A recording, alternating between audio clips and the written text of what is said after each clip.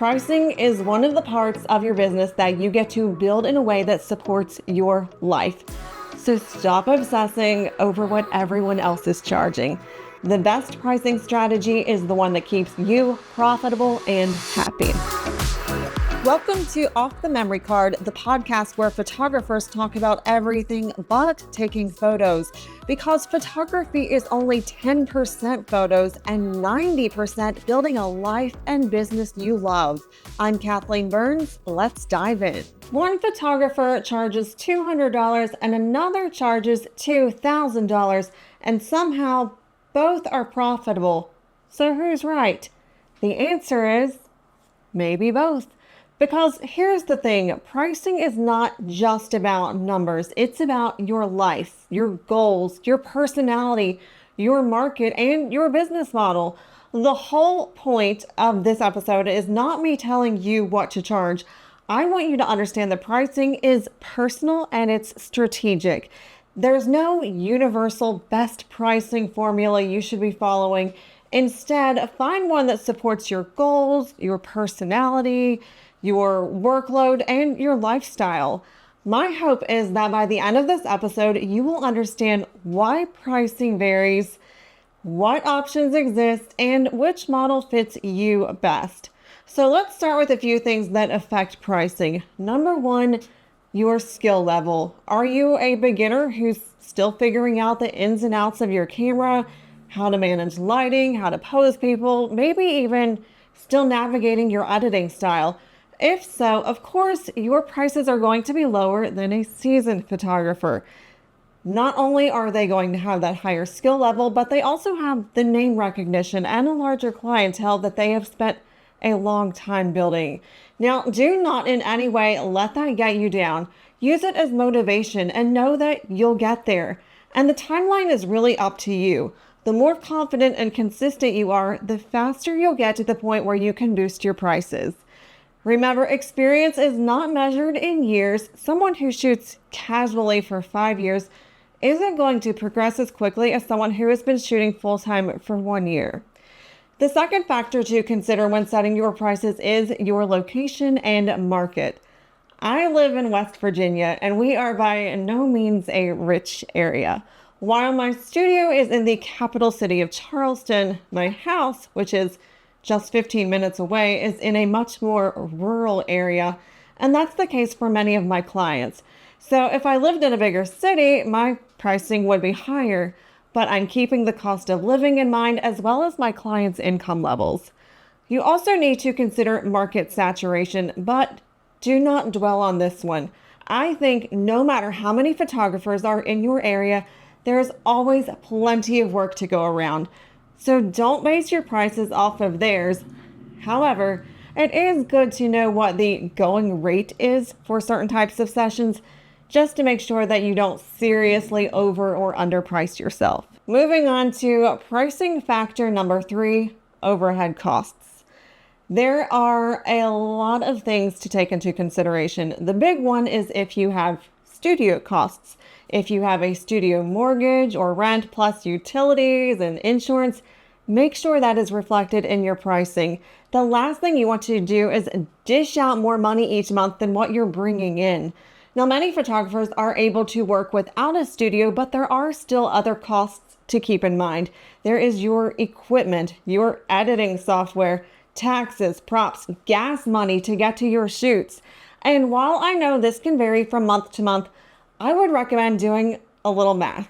I know, I hate it too, but you need to figure out your average monthly overhead cost and then look at how much money you make on average. What is your ROI? Now, if you are new in business, that simply stands for return on investment.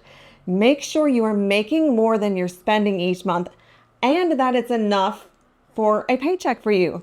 Now, this is where your lifestyle comes into the picture. Are you making enough to pay your bills? Are you someone who likes a bougie cup of coffee every day, and does your salary support that? And that is actually the perfect transition into the next pricing factor, which is lifestyle and income goals. This is where pricing becomes deeply personal. If you're doing this as a side hustle or you're a stay-at-home parent who's just wanting a part-time job that allows for a flexible schedule, your income goals may look a lot different than someone who is doing this full-time or is the breadwinner and needs to support their family.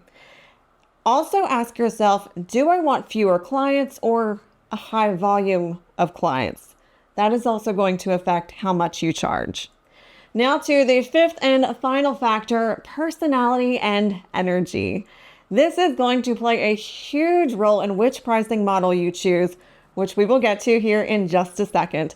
Some photographers love having sales conversations with clients and offering a high-touch luxury experience. Other photographers may prefer quick, simple systems and hate those extra meetings and phone calls. You may want less admin work. You may want more creative freedom. There's just a lot to keep in mind when choosing a pricing model, so be sure to pick one that fits your personality. So let's dive right into that. I am going to explain 3 pricing models that work well in the photography industry. Number 1, an hourly rate. This is where your client pays a flat hourly session rate, and it typically includes the digital files.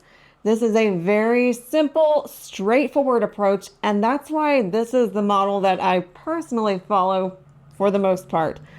I like it because it's easy for clients to understand. I don't have to do any sales meetings with them.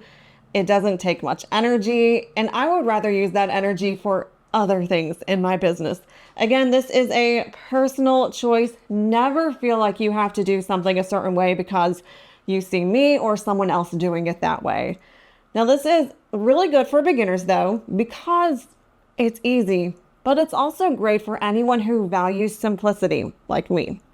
It's a good option for photographers who work with a lot of people. A few examples would be family photographers or event photographers. Or if you're in a busy season of life, maybe you have small children and you're always on the go. If that is the case, hourly rate might be a good option for you. While this is definitely the least complicated option, I will say there is an income ceiling. If you want to keep this approach but have the potential of making more money, there are a couple of things you can do. One is to limit the number of digital images your client receives and then charge extra for any additional images that they want. Keep in mind though, that is a little bit of extra work.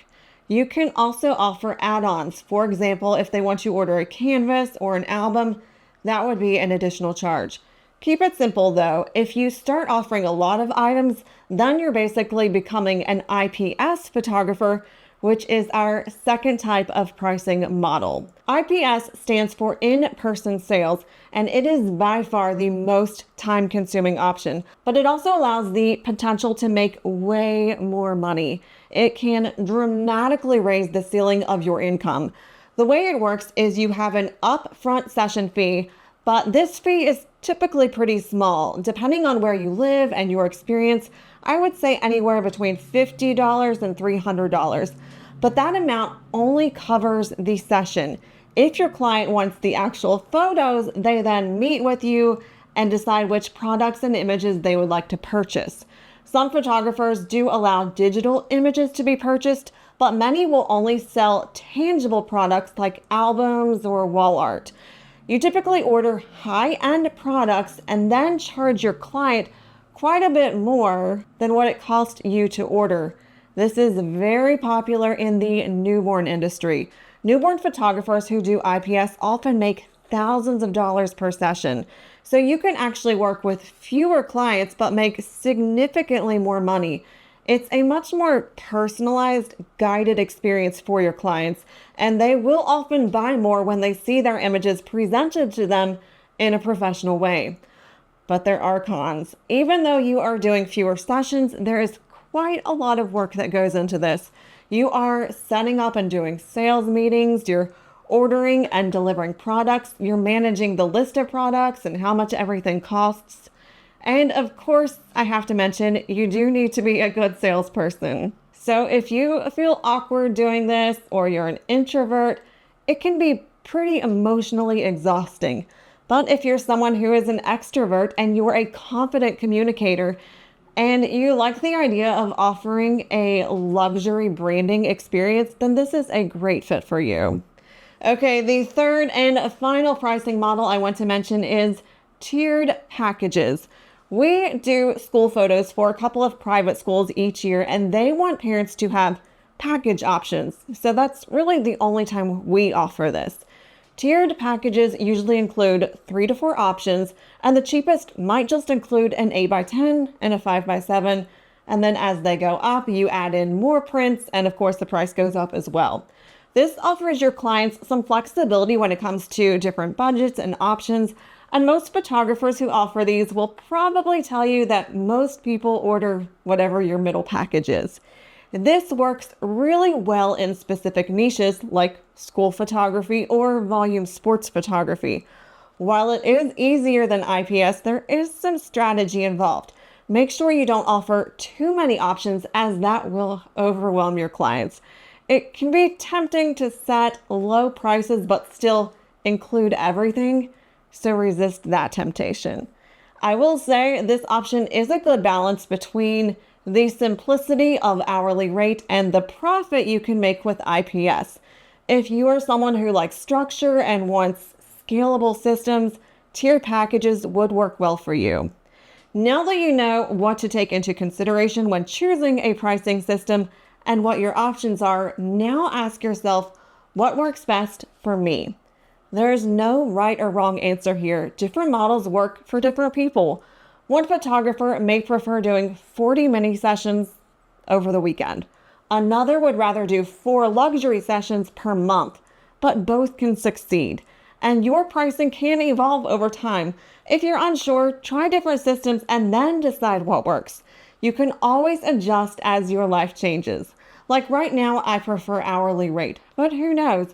Someday I may be an empty nester and decide I want to try IPS. Pricing is one of the parts of your business that you get to build in a way that supports your life. So stop obsessing over what everyone else is charging. The best pricing strategy is the one that keeps you profitable and happy. I am curious though, which model are you currently using and which sounds the most appealing? And I do want to end with a quick request. If this or any of my episodes have resonated with you or helped you in any way, would you mind leaving me a nice review? It would mean so much to me and will help my podcast grow so that we can help others as well. That is it for today. I will see you next week. Thanks for listening to Off the Memory Card. Don't forget to subscribe. And if you'd like some more support on your photography journey, head over to usethatcamera.com.